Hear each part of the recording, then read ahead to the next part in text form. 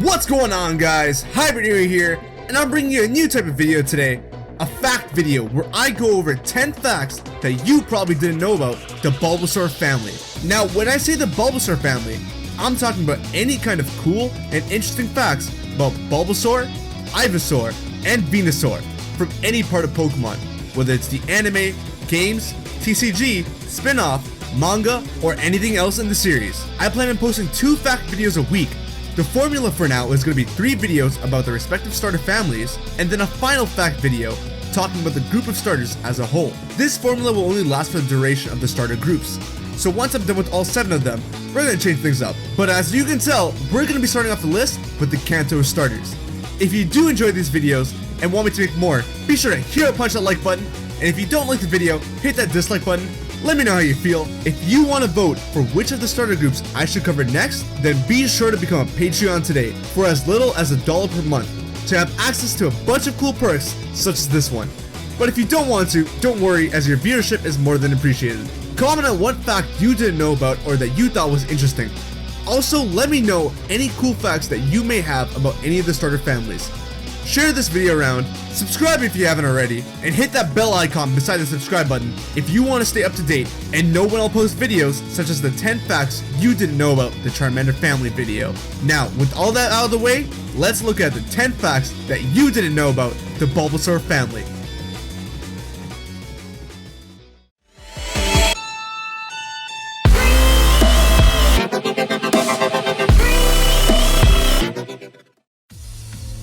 Number 10.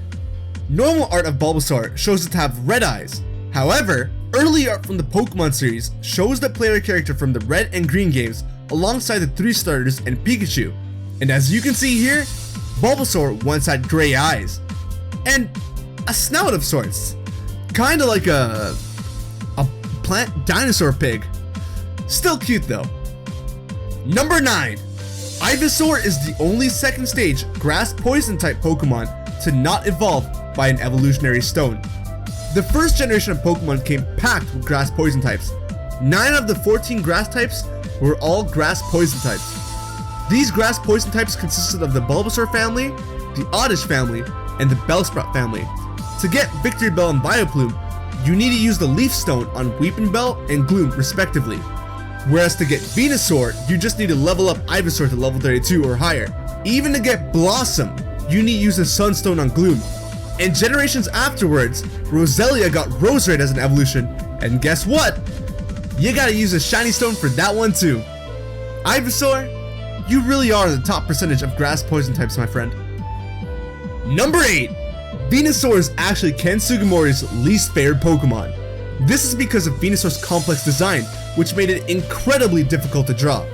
Now, some of you might be saying that Venusaur's design isn't too complex in comparison to some of the other Pokemon. But if you take a look at all the first generation Pokemon, Venusaur definitely has one of the most complex designs, if not the most complex one out of all of them.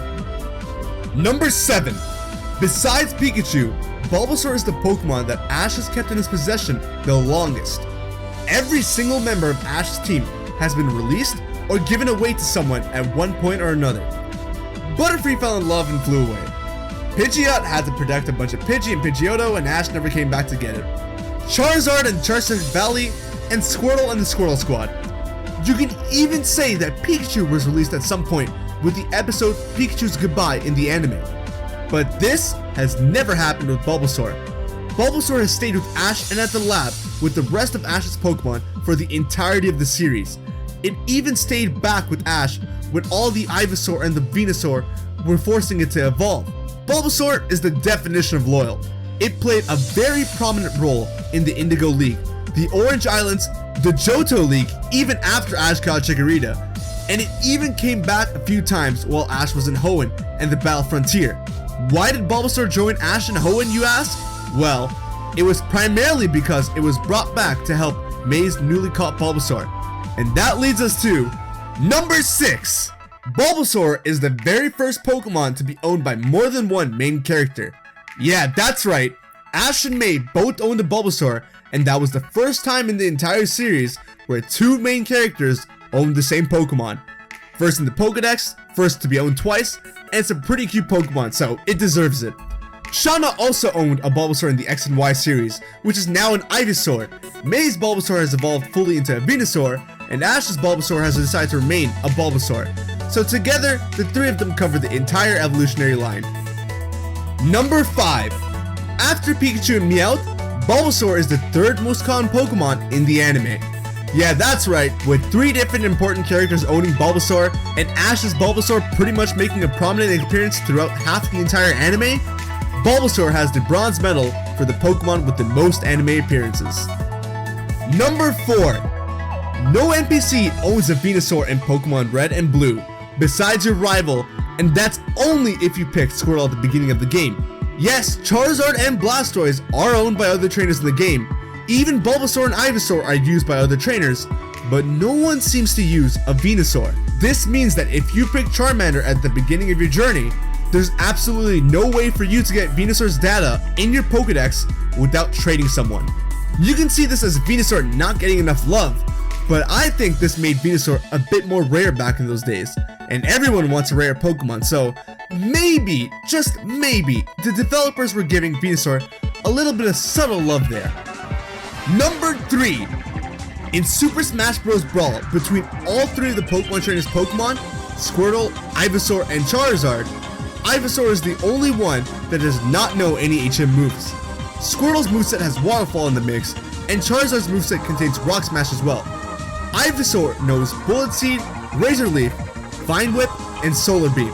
Not much coverage there, yeah, but 3 out of those 4 moves are staples of the Bulbasaur family. So, I think they did Ivysaur a lot of justice in Brawl. Number 2. This one's probably the one that most people know about.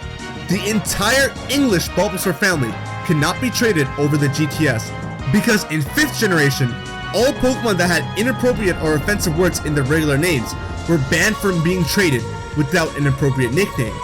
In Bulbasaur's family's case, the word "suh" is a German slang for calling someone a swine, and therefore it was banned.